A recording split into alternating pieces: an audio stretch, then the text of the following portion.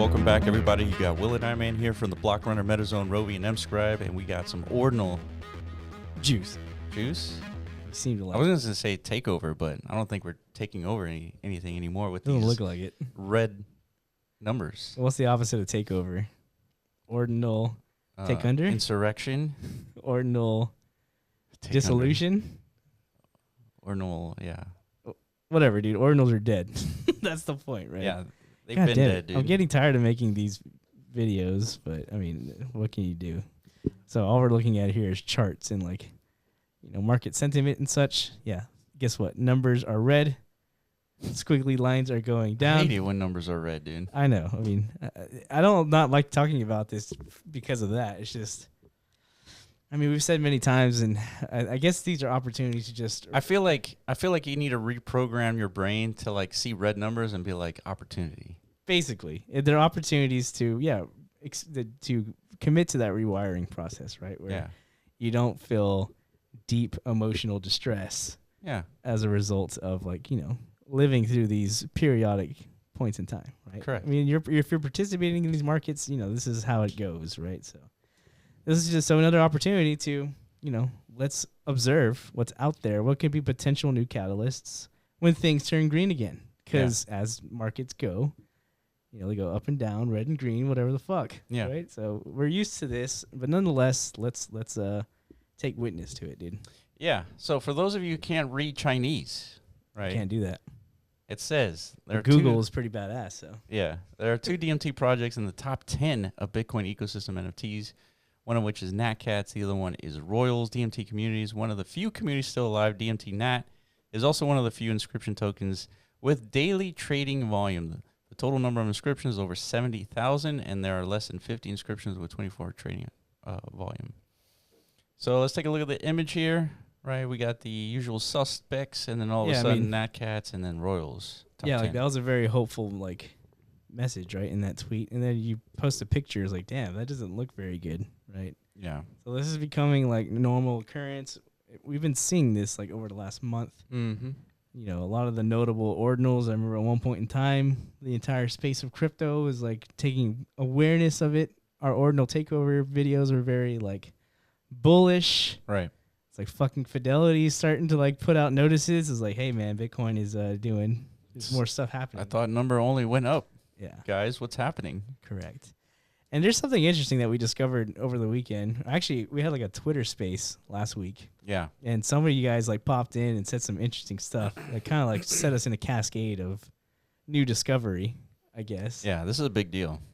Which we'll probably do a full-on podcast about it, but look it up yourself. It's called Soft War, right? Yeah, I feel like we need to do a reading club or something. No, we don't do that. I think we got to read this book, and then we got to do a Twitter space talking about the book.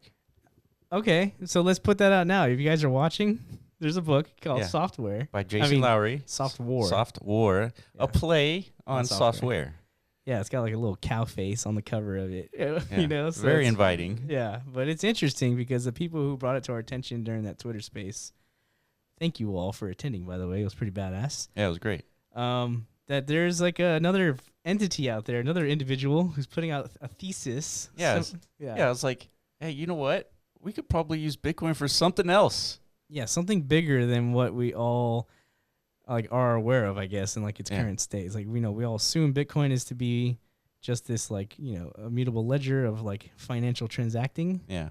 But there's potentially something bigger here at stake that we're not even aware of, and it sounds a lot like what we say around DMT. Yeah, that's right. Right, it's blockchain actually acts as some sort of intermediary between energy, the harnessing of energy here in the physical space, creating a new digital substrate. Yeah, that converts that into potentially tangible matter, some sort of digital substance that we're not able to quantify yet. Yeah. Properly, right? So that's our theory of DMT. And so he's been saying similar things, but taking it to a level of this is actually a national security concern and stuff like that, right? That's right. So I mean, it's interesting. It's very interesting. We're not we're still reading it, but you guys check out the book. Let us know what you think. Maybe we're not the only ones who's. Yeah, we're not crazy anymore, dude. Thank God. It's confirmed. Yeah. All right, moving on here. Top 100 runes. Keeping up with the ordinals. Here we go. Fihu. This guy hit us up. Someone named Fihu hit us up. Okay, not the actual project itself. Maybe it was. It was the same guy. I don't know. Yeah, if it was you, Fihu, I mean, let us know. We would like to talk to the #1 runes project, wouldn't we? Sure. Yeah, let's do that. If Fihu, if it was really you, Yeah. reach out again and just confirm, right? And then let's talk about some Fihu. But as you can see here, dude, more bleed. Yeah, more red numbers, dude. How do you feel about red numbers? They Makes don't me faze you sad. at all, right? Tell me the truth. No, it doesn't faze me At all. at all. Well, what do you think needs to happen for the bleeding to stop? Because ultimately that's what people want to know. It's like, dude, I'm in immense pain. Yeah. What should I do about it, doctor? Yeah, run out of blood, dude. Oh, you're telling him That's to it. die, dude. Yeah. Dude, what kind of doctor are you, dude? You're supposed to give a solution to this bleed. It's like, how do we stop the bleed? You know, Yeah. I guess there is no solution. There's no solution. He's let it ride, dude. Wow, dude, what a message. What a encouraging ride. message. Let it ride. Yeah, well, that's what we're going to do. Speaking of riding, Yeah. BAMK. Remember this one, dude? Yeah, it's still going up, dude. Yeah, so we had an interview last week with Jack and a video the week prior about this token. And yeah, so it was right around June 3rd is whenever we put out that video. Right there, dude. Yeah. It's in quite the market Recognition. something, yeah. All of a sudden, people know about BAMK. I think people agree with us, dude. I think we've been like alone in our statements of like, dude, we're sick and tired of just memes, right? You know, something with some kind of utility would be interesting. Yeah, please. So, I mean, I guess people also want to find that and discover that, right? Wouldn't you agree? Yeah. I mean, that is sort of the point of this repeatability that I keep talking about, right? You need to find problems, lack of stable coins on Bitcoin, solutions, BAMK. Yeah. And guess what? There's others. NUSD. There are others out there as a result of this, like BAMKing, Yeah. BAMKing, whatever. Other stablecoin projects have reached out that are native to Bitcoin Layer 1, Hermetica. Mm-hmm. Hopefully we can get in contact with the team at Ducat. We've been interested to find out like how all that's going to be executed and such. But yeah, there's options on the horizon. Like this might actually be the start of something, right? If we have multiple parties attempting to like create this primitive onto Bitcoin, maybe this can like galvanize enough interest for more, developers try to build on top of it. Yeah, I agree. Right? So yeah, we'll speak on DeFi in a little bit here too. All right, looking at Gob here, they created a platform to not only claim their own assets, but to allow other deployers of runes to claim assets as well. What do you think about that, dude? That's good. I mean, I feel like this is a developer deployer who really knows how to contribute to an ecosystem.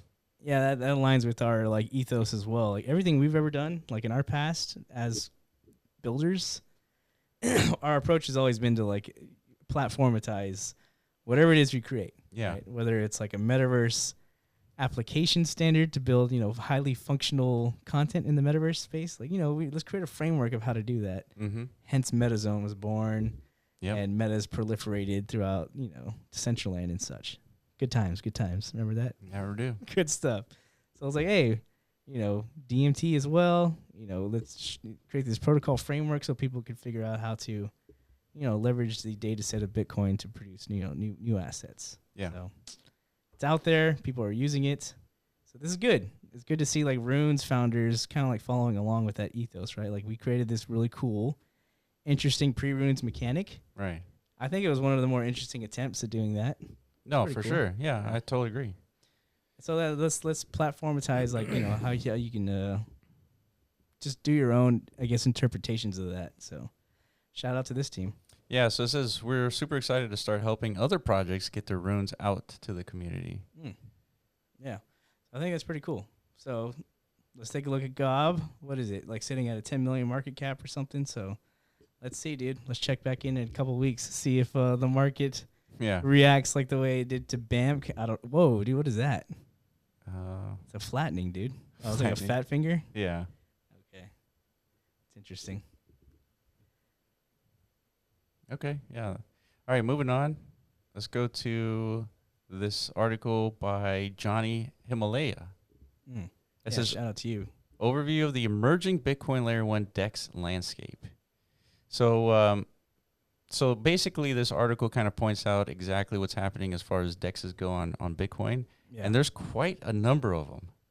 That was like one of the more surprising aspects of this article at first. Yeah. Well, it makes sense. That's kind of like the big unlock, right? Unisat's obviously been pushing this for a while with their swapping modules on BRC20s. Right. Everybody wants to be the next Uniswap on Bitcoin. I mean, go all the way back to like Oshi Finance. Remember those guys? Yeah.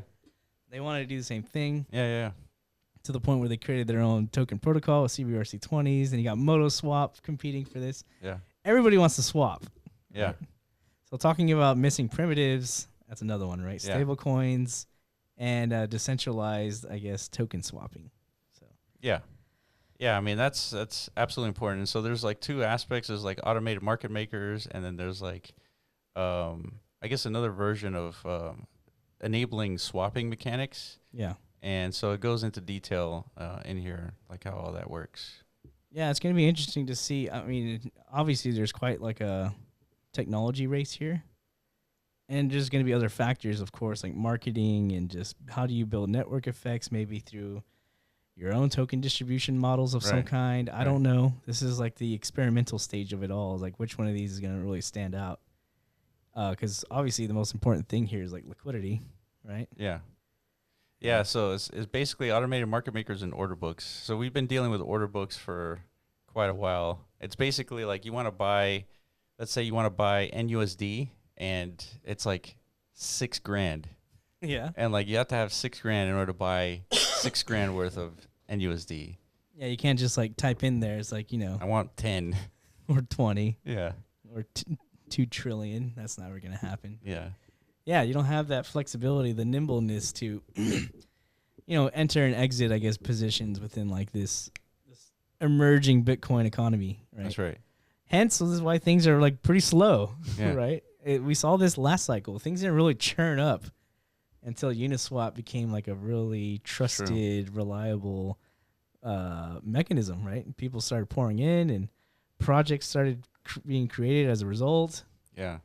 Yeah, it's a big deal, dude, actually. So, I mean, this is definitely a sector to pay attention to. Yeah. All right, moving on. Trac. It says maximum capacity reached. The ecosystem validator pool is now closed. We just hit the maximum capacity of 1 million Trac contributed. Congratulations to everybody. You're all actively helping to support the development of the TAP ecosystem and contributing to its decentralization. All right, so yeah, these are all people contributing 1 million Trac are becoming validators in this node ecosystem. So it's happening, dude. Yeah. Shout out to Benny and his team. I mean, that's a lot of Trac, dude. that's the total supply is 21 million, right? Correct. So we're talking about 4-point-something% of the supply. Yeah. That is a lot of Trac, and I think there's more like rounds of this, if I'm not mistaken, coming. Just to further, like, I guess, introduce more participants in this network, right? So. Right. Yeah, it's good. It's good for DMT. It's good, I think, for the whole space, right? So I think it's going to reinvigorate and introduce more confidence for developers like who are building on top of Trac, TAP, Pipe, whatever. Yeah, I have here pointing out that TAP is collaborating with ICP. So we have an interview coming out with Bob Bodley at the end of this week. Correct. And so Bob Bodley breaks down ICP pretty well. Yeah, it was a pretty thorough discussion. Like we were foggy on ICP before Bob Bodley, and now it's clear skies. That's right. Yeah. It's clear skies, but it could be made even clearer potentially, I guess. But I think people want to understand like what to expect with this. Like, will developers leverage these tools that ICP offer? Yeah.